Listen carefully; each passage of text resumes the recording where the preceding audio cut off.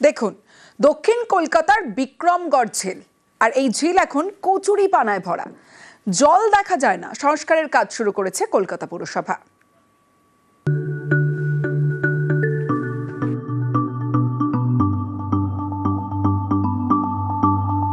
কলরবের কলকাতায় এক টুকরো নিরিবিলি বিক্রমগড় ঝিল।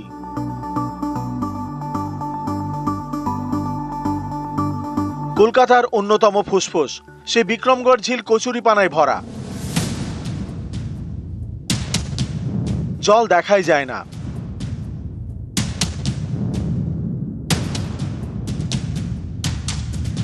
এই ঝিলের এবার সংস্কার করছে কলকাতা পুরসভা। কয়েকদিন আগে কাজ শুরু হয়েছে। দক্ষিণ কলকাতায় সাউথ সিটি আবাসনের গা ঘেঁষে বিক্রমগড় ঝিল।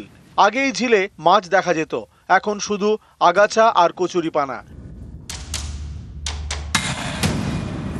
এই ঝিল সংস্কারের কাজ অনেকবার শুরু হয়েও এগোয়নি। এর জন্য বিক্রমগড় ঝিল বাঁচাও কমিটিও তৈরি হয়।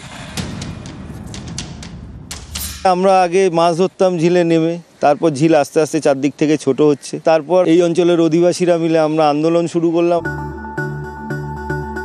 এবার এই ঝিল থেকে পলি তোলা হচ্ছে, কচুরিপানাও সরানো হবে। পুরসভার পরিকল্পনা ঝিলটিকে ঘিরে পাড়ে গাছ বসানো। ঝিল সংস্কারে বরাদ্দ হয়েছে প্রায় 3 কোটি টাকা। বর্তমানে যে কাজটা শুরু হয়েছে ওয়ার্ক অর্ডার দিয়ে বড় ট্রেনের তত্ত্বাবধানে, বড় ট্রেনের এক্সিকিউটিভ ইঞ্জিনিয়ার তত্ত্বাবধানে আমি একবার নিজেও গিয়েছিলাম। আমরা তাদের 8 মাস সময় দিয়েছি। 8 মাসের মধ্যেই নির্দিষ্ট কাজ সম্পন্ন করতে হবে।